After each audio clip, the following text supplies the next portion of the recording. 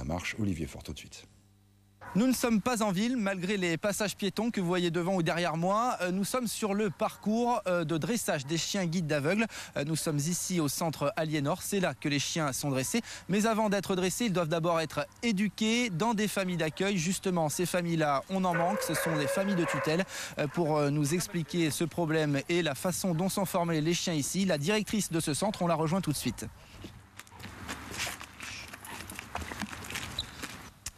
Voilà, nous pénétrons dans le grand chenil en fait du centre Aliénor. Madame Jardinet, bonjour. Bonjour. Vous êtes la directrice technique de l'école, c'est ça. Ici, nous sommes dans tous les box en fait où sont gardés les chiens. Ce sont les chiens adultes. Dans ce grand chenil, vous avez vu, il y a la nurserie à part, mais là, ce sont les chiens adultes, soit des chiens en éducation, soit des chiens qui sont encore en famille d'accueil. Et puis tout au bout, on a une partie qui est réservée pour nos femelles quand elles sont en chaleur, les femelles qui sont destinées à la reproduction. Alors, c'est combien de chiens, quel type de chien, quel âge tous les chiffres. La majorité des chiens, ce sont des labradors. Mais nous avons aussi du berger allemand, quelques races comme le flatcoat ou le golden retriever à part. Nous ne faisons que la reproduction de labrador et de golden. Le berger allemand, on le prend à l'extérieur.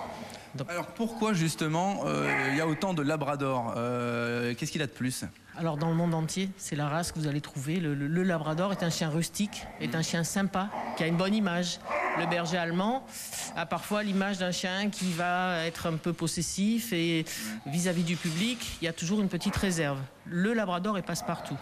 Donc c'est un chien qui est joli. En plus, il y a du blond, il y a on a du lait, du café, du chocolat, il y a tout ce qu'il faut. Alors tous ces chiens ici ont d'abord été éduqués par une famille d'accueil. Voilà. C'est ce que vous recherchez un peu aujourd'hui. On en manque considérablement? Toujours. On a à peu près une centaine de bénévoles qui aident l'association parce qu'il faut placer, il y a les reproductrices, les reproducteurs, mais surtout les chiots de 2 mois à 1 an et demi, grosso modo, puisqu'on essaye de remettre le chien entre 1 an et demi et 2 ans en non-voyant.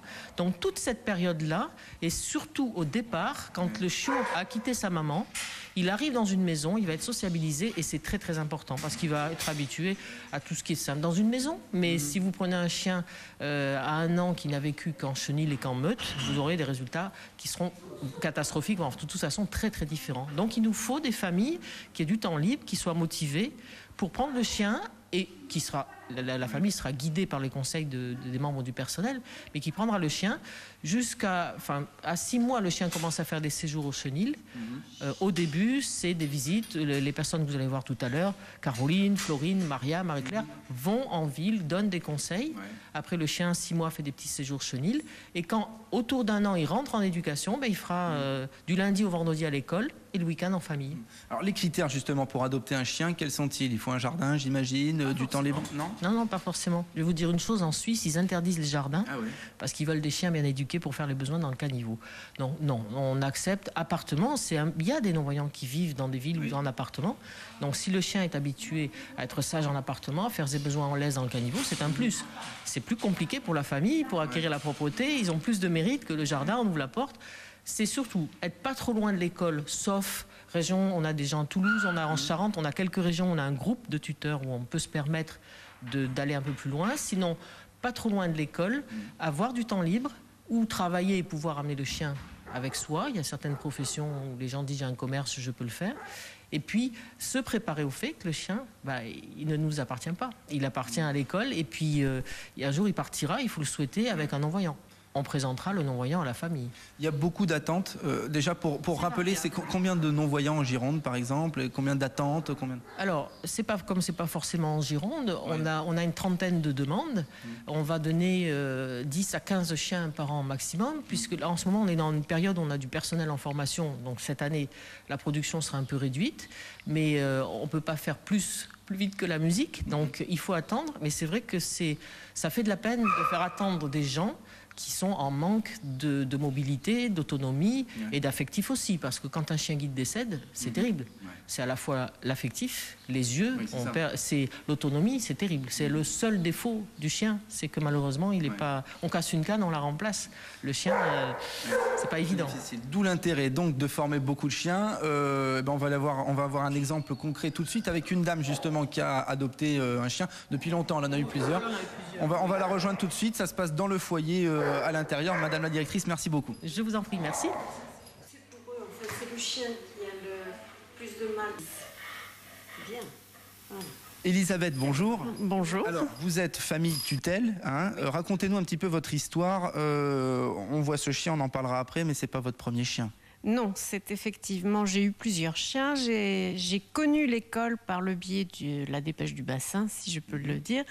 Et pendant tout un été, après avoir été contrôlée par l'école, maison, jardin, clôture et autres, j'ai eu des chiens labrador pendant les vacances en remplacement de familles qui partaient en vacances.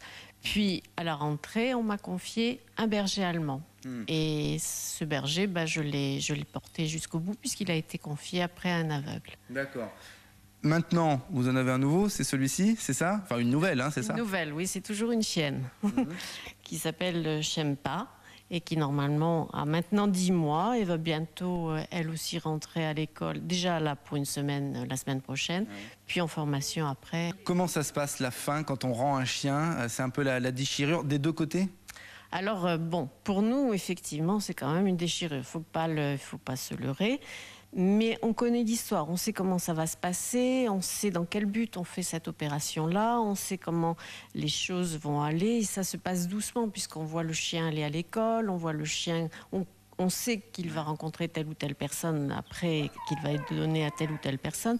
Par contre, c'est plus dur, je pense, pour le chien qui, lui, ne connaît pas trop l'histoire. En général, là, par contre, il pleure, paraît-il, beaucoup au moment du départ de la famille tutelle. Parce qu'il faut reconnaître qu'ils se sont bien attachés à nous, comme nous sommes bien attachés à eux. Mais à la différence, eux ne connaissent pas encore tout à fait l'histoire. Bon, là, vous êtes préparées, là, toutes les deux? Pour le moment, elle est encore... Elle n'est pas très au courant de ce qui va se passer, alors que moi je sais que là dans le courant de l'année ça risque de se passer. Donc voilà, un petit peu d'appréhension toujours à chaque fois en se disant qui va-t-elle avoir. Ça c'est quand même un peu d'appréhension pour nous. Après un nouveau chien adopté pour vous? Oh, c'est le dernier, non? Non, je continue et j'aime bien les bergers donc je vais continuer. Si j'étais non-voyante maintenant j'aurais un berger. Elisabeth, merci beaucoup. Merci. Nous sommes à présent dans la nurserie de cette école. C'est ici que les jeunes chiots sont éduqués pour leur future vie, notamment en ville. La comportementaliste canin est allée nous chercher un chiot. Ils sont nés il y a moins de 24 heures. Marie-Claire doit être... Ben la voilà. Avec... Donc, ces tout petits chiots, un petit labrador, bonjour. Bonjour. Alors, donc, ils sont tout petits, hein. Ils sont nés il y a 24 heures, cela. 24 heures, un jour de vie seulement, voilà. Alors ici, votre travail consiste à former ces petites bêtes, quoi, en fait. Hein. Alors, moi, je participe déjà à la sélection des reproducteurs. C'est très important d'avoir des papas et des mamans bien dans leur peau, bien calmes, bien posés, bien attentifs aussi, pour que la maman élève au mieux ses petits bébés. Pendant qu'elle les a avec elle, ça dure quand même 2 mois, la maman participe aux apprentissages. Quand le chiot commence à savoir marcher, nous on intervient pour essayer de l'éveiller à ce qui sera son monde plus tard, c'est-à-dire les bruits. Ça commence par des bruits de la maison, hein, les tiroirs dans la cuisine, la vaisselle, la musique, on leur met de la musique. La radio, les gens qui parlent. Après, je vais intervenir surtout pour que tout se passe bien pendant toute la période où le chiot sera dans sa famille de tutelle. Et c'est surtout, je vais intervenir au niveau des familles de tutelle pour leur donner les bons conseils, leur dire ça, le chiot peut le comprendre de cette façon. Là, il ne peut pas comprendre. C'est leur expliquer comment le chiot s'exprime. Ce signe-là, ça veut dire telle chose. Donc, il faut en tenir compte, etc. Quoi. C'est conseiller les gens pendant toute la durée de la tutelle pour qu'ils ne se retrouvent pas dans le vide, pour qu'ils sachent comment réagir, et puis aussi pour qu'ils fassent du bon travail. Donc là, ces 4 petits chiots sont nés il y a 24 heures, et puis une autre maman va bientôt mettre bas, on l'a vu. Hein.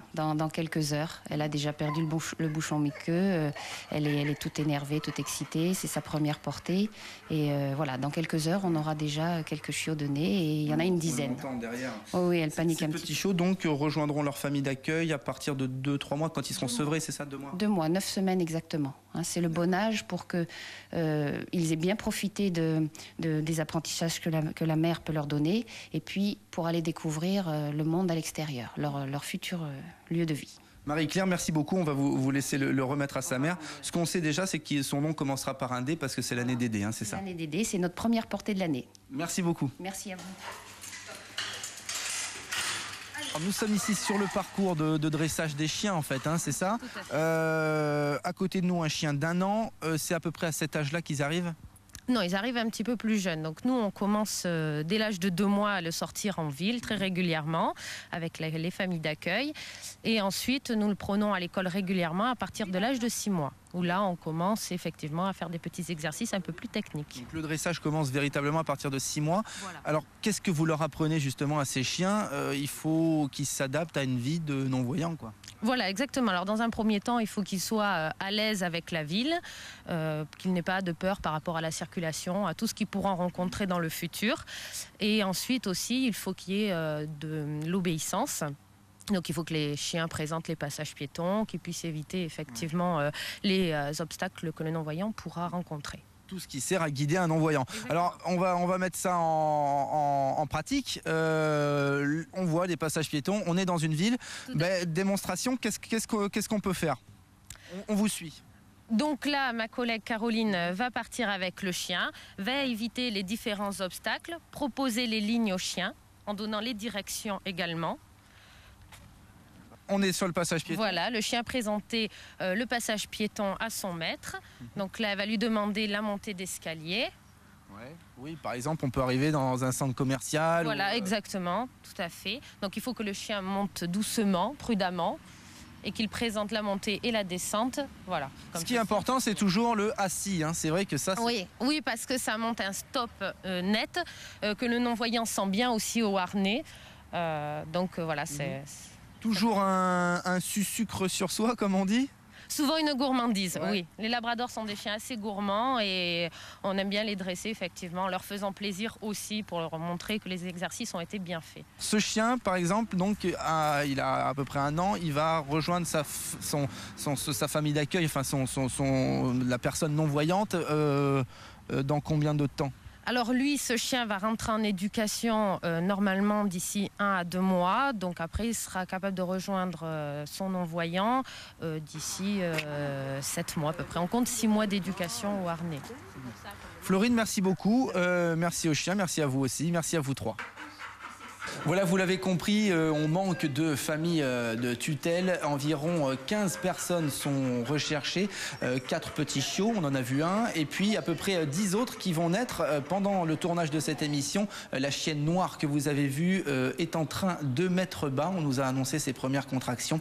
Donc 15 personnes pour accueillir ces chiens, les adopter. Si vous voulez faire partie de ces personnes, vous contactez le centre Aliénor, c'est à Mérignac.